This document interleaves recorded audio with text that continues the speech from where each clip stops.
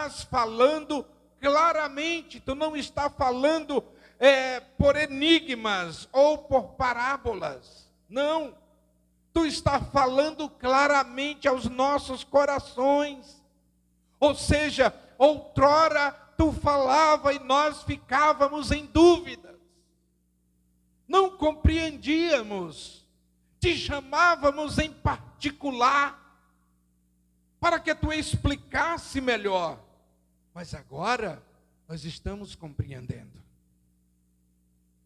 Agora nós estamos entendendo tudo. Sabendo que não é mais necessário fazer-se essas perguntas. Por quê? Porque nós entendemos que o Senhor conhece o nosso coração. Lembra da palavra? Que tu sabes tudo. Que tu conhece todas as coisas. A palavra de Deus nos confirma isso, dizendo que antes que a palavra venha à nossa boca, Ele já sabia do que iríamos tratar. Então ninguém pode e jamais conseguirá se esconder deste Deus onipotente, onipresente e onisciente. São atributos que caracterizam um Deus verdadeiro, que não precisa Ele do nosso socorro, mas nós sim somos autodependentes dEle em tudo e precisamos constantemente da sua ação de misericórdia, da sua intervenção de graça nas nossas vidas, a cada momento. Lembra da última vez que falei aqui, num domingo até, baseado no tema da mocidade, que esse solo, este coração, ele é dotado desses diversos solos. Queridos, há dentro de nós uma guerra, há dentro de nós um batalhão. Não é apenas um que temos que vencer.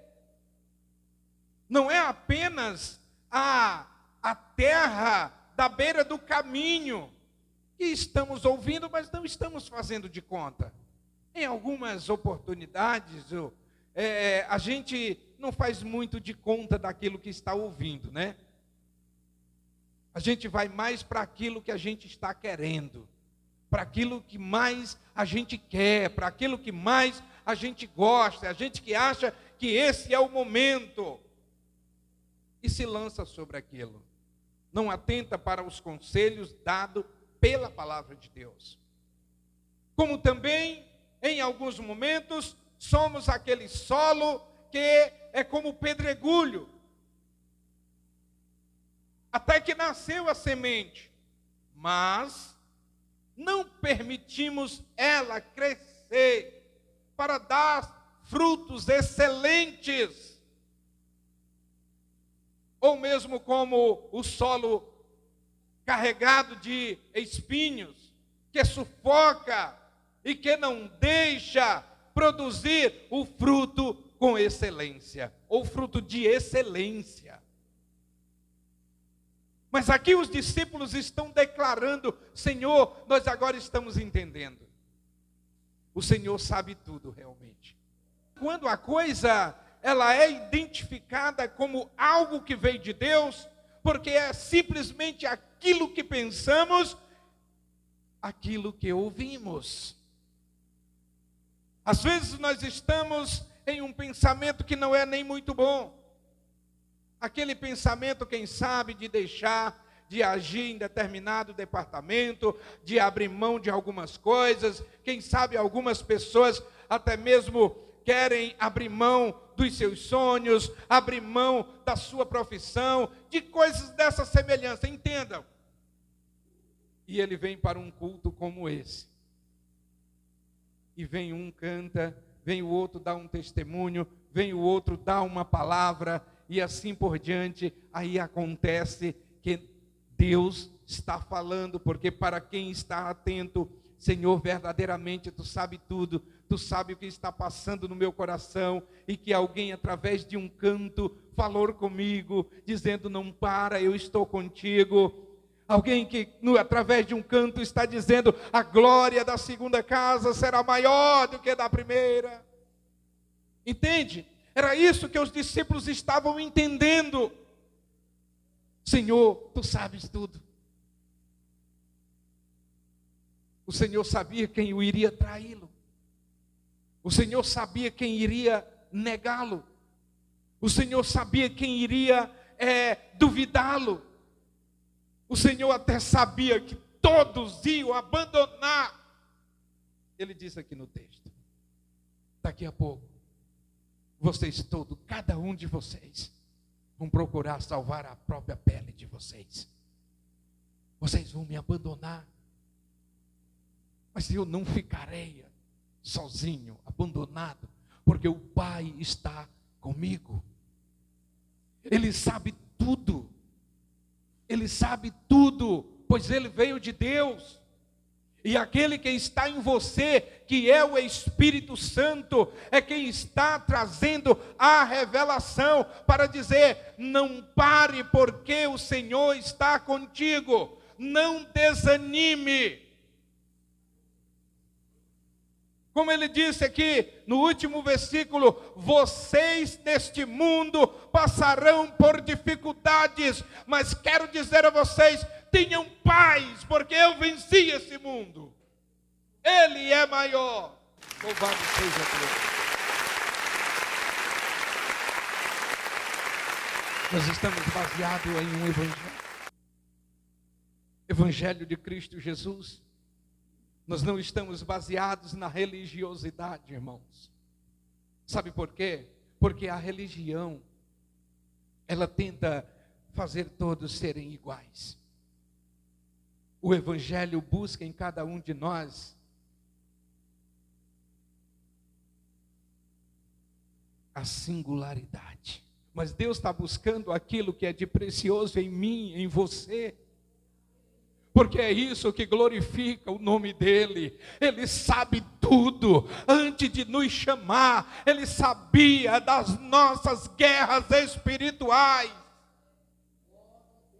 Ele sabia que nós não somos os super-homens, nem vamos nunca chegar em um pódio que até pensamos em chegar. Porque o sucesso da nossa vitória não é, na maioria das vezes, o pódio.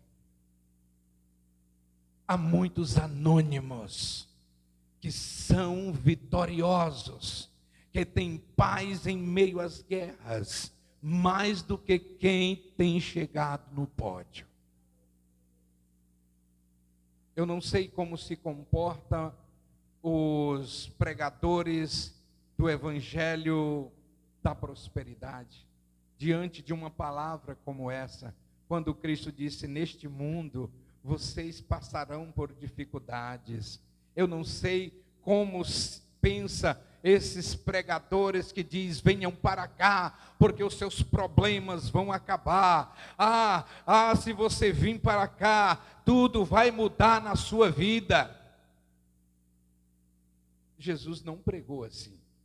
Ele disse: neste mundo vocês terão dificuldades. Mas deixa eu dizer a vocês, tenham bom ânimo. Não desanime. Ele sabe tudo a nosso respeito. Confiar nele é a melhor coisa. Porque é Ele que tem traçado o nosso caminho.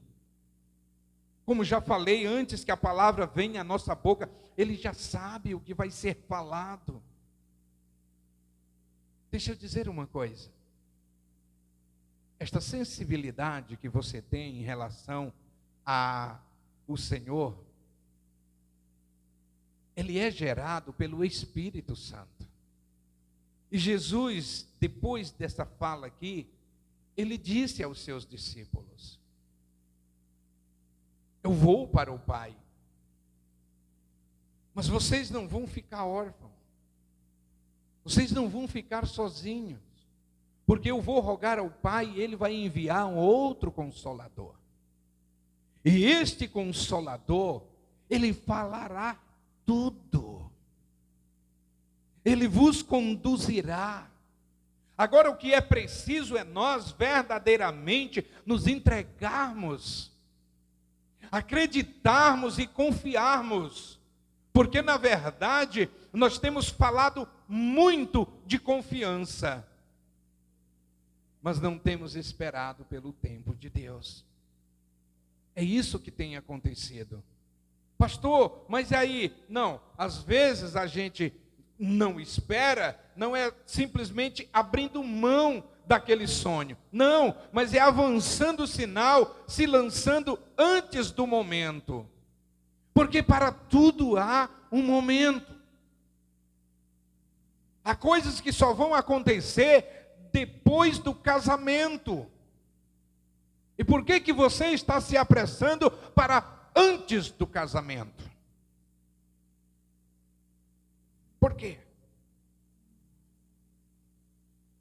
Tem coisas que é para acontecer tudo no casamento. E por que está querendo desmanchar o casamento para que outras coisas aconteçam? Sabe aquela pessoa que imagina assim, rapaz, se não fosse essa mulher, cara, parece que eu era mais bem.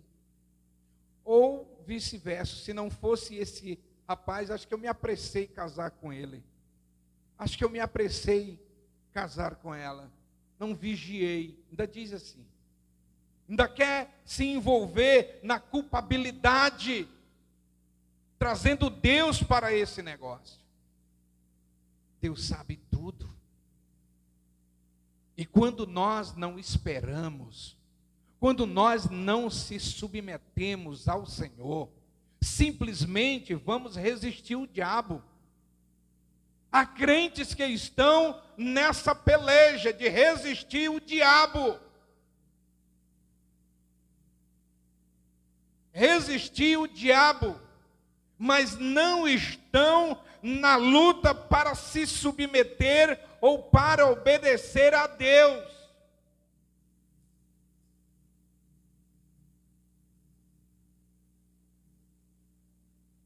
Submetam-se ao Senhor.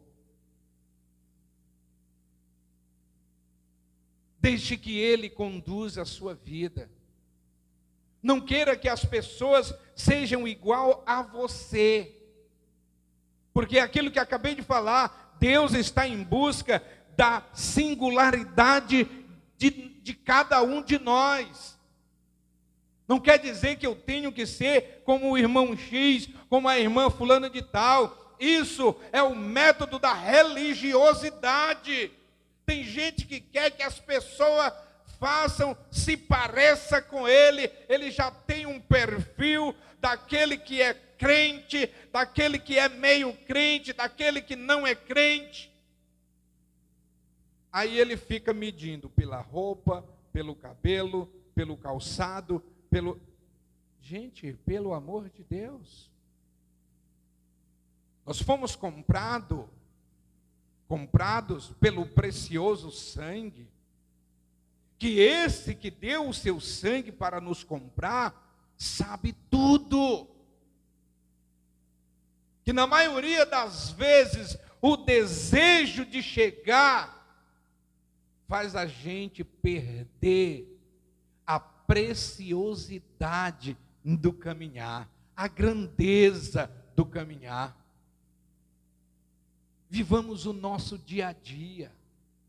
Hoje as coisas não deram muito certo, mas não percamos a esperança. Amanhã é um novo dia. O choro pode durar uma noite, mas a alegria virá ao amanhecer. O amanhecer de Deus na tua vida, ele pode estar já acontecendo, mas por conta de estarmos envolvidos com a angústia do passado, do que passou na noite decorrente, a noite espiritual, aquela noite que você não teve prazer de vir à igreja, que você não teve mais o prazer de ensaiar um hino para cantar divinamente bem, para prestar atenção os pontos e vírgulas de cada nota, sabe?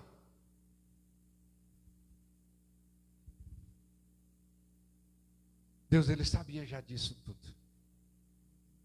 Mas ele disse, é nesse caminhar, que se ele não se envolver com a ansiedade da chegada, ele vai viver o dia a dia e ele vai perceber que mais tarde tudo está melhor na vida dele. Até mesmo para encarar um problema. Até mesmo para abrir mão de algo que possa estar ali atrapalhando, coisas que às vezes não é pecado, mas é atrapalho. É atrapalho. Você sabia que às vezes tem amizade que nos atrapalha? Que para ganhar algo mais sublime, a gente vai ter que abrir mão daquilo? Algumas amizadezinhas que não te motiva a ser melhor, mas ele sempre te treina para ser o pior. E essas amizades podem estar muito bem próximas. Até mesmo, não, mas é um irmão da igreja. Não, mas é um diácono da igreja ou uma diaconisa. Não, que é isso? É minha professora ou meu professor da escola bíblica. Mas às vezes é esse vínculo de amizade que pode estar te atrapalhando. Porque ele não está te conduzindo a entender aquilo que Deus tem para a sua vida. E são essas coisas que às vezes se deve abrir mão delas. Ele tem nos chamado com propósito. Como já falei, a nossa vitória ela pode não estar condicionada ao pódio, mas essa trajetória do dia a dia. Tem pessoas que só pensam na chegada e esquece das grandezas da caminhada. É na caminhada que as coisas vão acontecendo, que a gente vai tomando experiência. Você já pensou alguém que tenta ou que deseja chegar no pódio da medicina? Ele quer ser um médico, mas ainda não se interessou nem para terminar o 3º ano e já está com quase 30. Entende? Aquela pessoa que está tão ansiosa pela chegada, mas que não se preocupa dos detalhes da caminhada. Tem que ser o passo a passo, tem que ser o dia a dia, tem que ter a paciência, porque o tempo é suficiente para chegar lá com sucesso. Há pessoas até que saem do país e vai para outro país para fazer um curso desta natureza, porque lá é mais fácil, lá é mais barato, aí volta para cá, não é recebido como o profissional que lá ele se formou, até porque não tem toda esse gabarito, as faculdades de lá, exigidas pela daqui. Aí ele vai e ainda gasta mais um dinheiro pagando, porque tudo que ele quer é estar lá. E às vezes leva mais tempo, às vezes consome mais, às vezes gasta mais, que quando ele chegar lá nesse pódio que ele tanto desejou, que ele tanto estava ansioso para chegar, já chega sem forças para reagir, já não tem tanto ânimo, porque já vê que os dias se passaram, e os dias que ele tem pela frente já não são tantos, já não tem mais prazer, sabe? Os discípulos foram claros com Jesus. Nós estamos entendendo. Nós compreendemos agora quando tu falaste claramente. Deus, ele nunca nos deixou duvidoso naquilo que é o propósito dele na nossa vida. Mas observe que neste caminhar, como eu falei, de observarmos os detalhes da caminhada, sem jamais deixarmos a ansiedade da chegada nos dominar. Sabe o que acontece? É que quando nós somos dominados por isso, nós começamos a fazer determinadas ações que elas são nada mais, nada menos do que um preconceito. São ações preconceituosas. aonde vamos olhar para uma pessoa que não está fazendo como nós. Lembra quando eu falei da religiosidade, que ela tenta nos fazer iguais, nos tornarmos iguais, porque só é santo se vestir o grife tal, só é santo se tiver o nível tal. Vocês acham que não tem por aí, aqui pertinho de nós, pessoas que nos conhecem, que não nos considera como homens de Deus? Tem. E diga-se de passagem, pessoas bem próximas. Pessoas que exercem o ministério pastoral também. Mas para ele, nós somos um escório, um rejeite. Ninguém nos quis mais, nos quis e a gente se recriou. E somos o que somos hoje. É isso que eles entendem. Ações de nível de preconceitos. Então, são essas coisas, como eu sempre falo, qual é as ações de nível preconceituoso? É quando nós atacamos nos outros aquilo que a gente não suporta na gente. É isso. Sabe quando você toma o conhecimento de que alguém fez ou prostituiu? Há muitas coisas que às vezes a gente só acha quando elas são faladas claramente, com todas as palavras. Aí é preconceito, só quando você olha assim, ah não, você não tem o mesmo nível de conhecimento que eu. E é esse o medo que eu tenho quando vou falar com qualquer pessoa do assunto teológico. Porque eu posso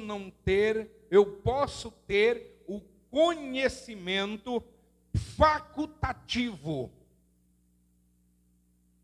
Entenda. Posso ter o conhecimento facultativo, mas a você que foi dado uma revelação do céu, que a faculdade nunca consegue transferir isso para ninguém. Qual é o doutor teológico que vai se meter com uma pessoa que está recebendo diretamente do céu? O que foi que Deus disse ao profeta Jeremias? Buscar-me-ei, e eu me deixarei ser achado por vós. A vocês que me buscarem, eu as revelarei. Quando me buscarem de todo o coração, eu as revelarei, coisas novas e ocultas que as faculdades ensinam. É assim? Que ninguém conhece,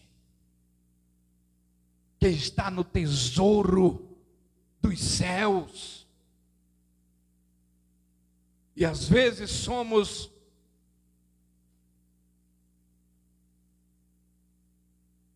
rejeitados, porque não nos vê com um linho fino, com um carro do ano, aquela igrejona superlotada e muito aconchegante, ar-condicionados, coisas assim, sabe?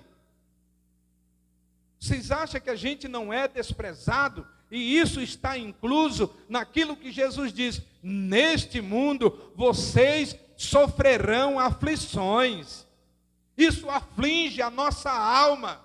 Alguém te pergunta, aonde tu congrega? Ah, eu me congrego na Assembleia de Deus, Luz do Mundo. O nome é bonito, né? É lindo. Foi o próprio Jesus que determinou esse nome para nós. Luz do Mundo. Mas qual é o pastor de vocês? Pastor Antônio, pastor Roberto. Ah, aqueles dois pedreirinhos lá. Entende? Às vezes o cara que fez estudou nas maiores e melhores faculdades teológicas, teve os melhores professores e por conta disso nos desprezam. Deixa eu lhe dizer, aqueles discípulos eram pescadores, mas agora eles mesmos estavam dizendo, nós tiramos a conclusão. Não foi no lançar de uma rede, não foi no consertar de um barco, não. Nós entendemos agora, porque esse tempo que nós estamos contigo, tu nos revelou os céus. Nós compreendemos que tu veio de Deus. E não precisa mais fazer essas perguntas, porque tu sonda o nosso coração. Tu sondas. Tu não está buscando em nós o que a religião busca. Porque aqueles homens eram desprezados pelos religiosos. Foi lido aí dos fariseus nesta noite. Eles queriam um sinal. Enquanto os que se dispuseram dentro do âmbito da humildade, andar com Cristo, se submeter a Ele, estava dizendo, não precisa mais tu dizer nada. A gente já sabe que realmente tu veio de Deus. Enquanto os doutorzão estavam lá dizendo, qual é o sinal que tu nos dá? Tem pessoas que sempre vão pedir isso de você. Tem pessoas que vão ser tão desavergonhadas que vão pedir para tu levantar a saia um pouquinho para ele ver o teu joelho. Se bem que tem algumas irmãs que não precisa levantar mais a saia, né? Para ver o joelho. Tem que baixar para cobrir. Para ver se realmente você é uma mulher de oração.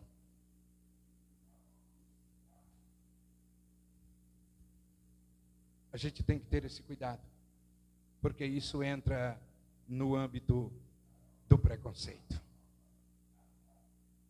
A gente precisa acreditar que aquele que começou a boa obra em nós, ele é poderoso para concluir.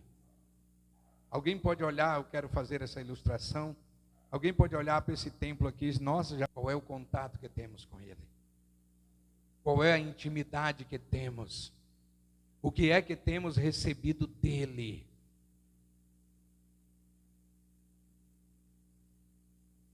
A gente precisa ter esse entendimento que teve os discípulos.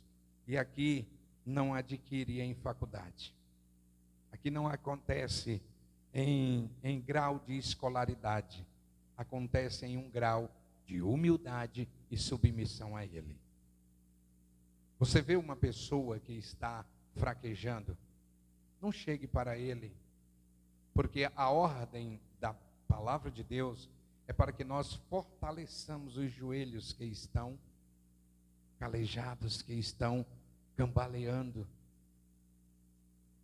Qual foi a atitude de Arão e de U?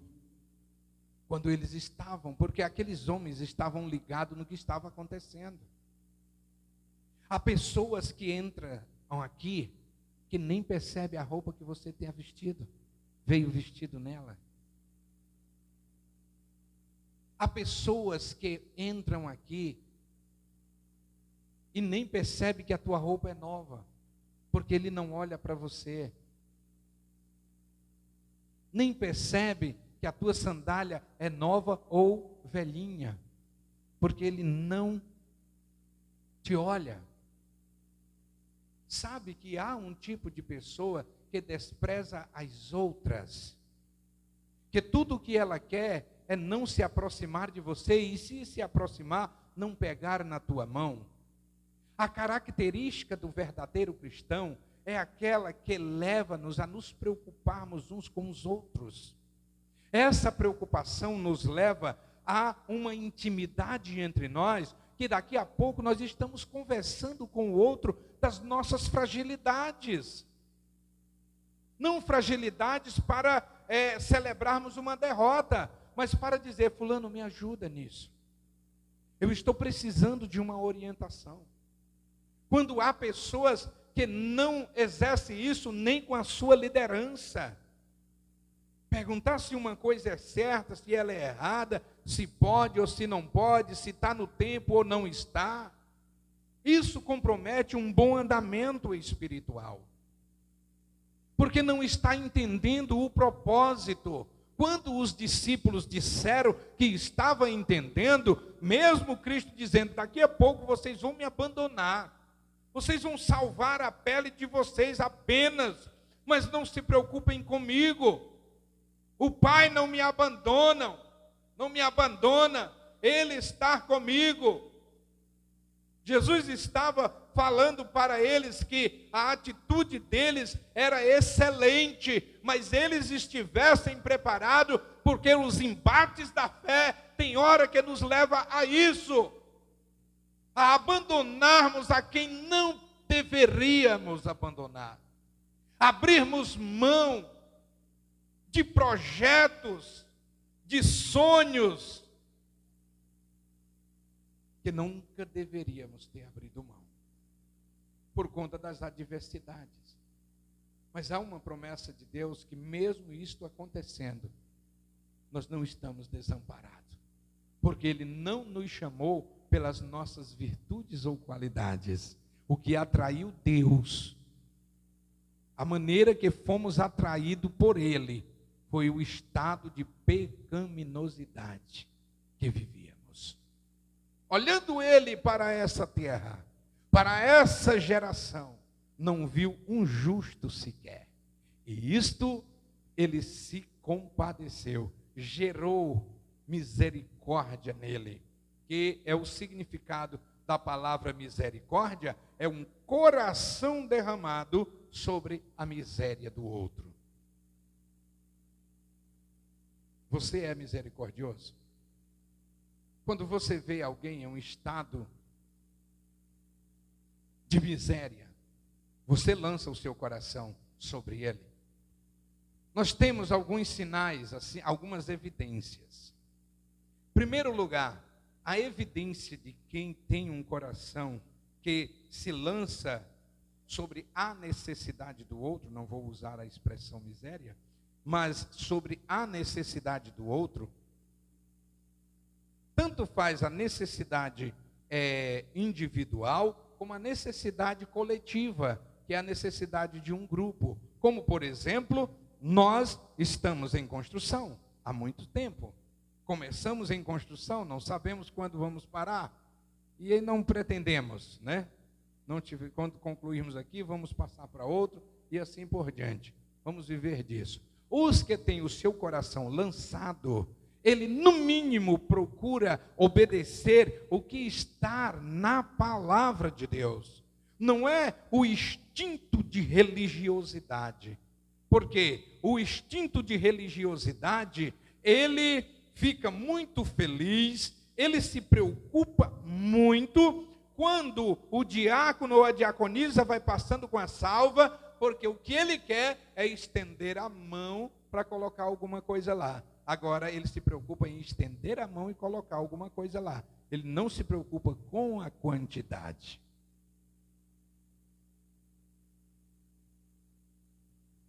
Quem tem o seu coração derramado sobre as necessidades de alguém, ele não se preocupa em acumular, mas se preocupa em gerar. Saber que, à medida em que ele se envolver com o número da sua contribuição, mais vai acontecer no ambiente em que ele está frequentando.